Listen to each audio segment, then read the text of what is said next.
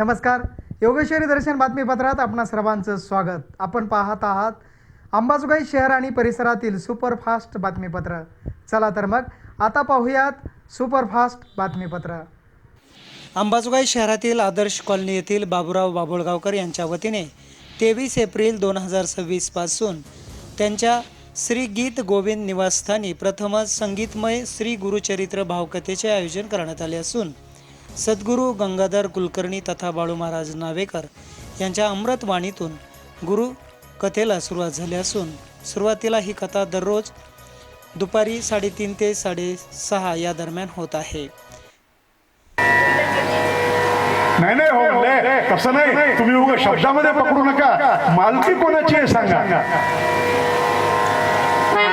कोणाचे हे घर हा देह कोणाचा, कोणाचे हे घर हा देह कोणाचा,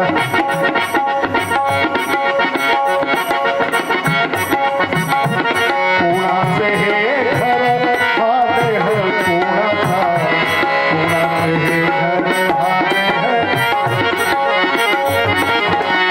आत्माराम ज्याचा तोची जाणे, आत्माराम ज्याचा तोची जाणे.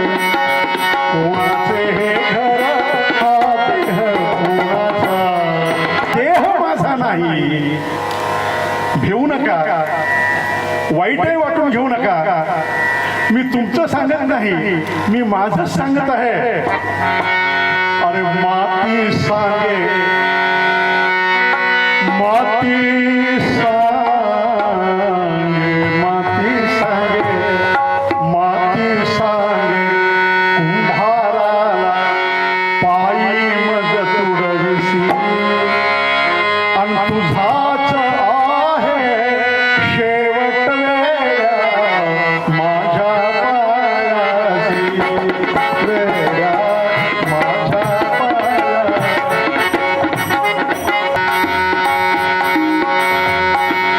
श्री गुरुचरित्र ग्रंथ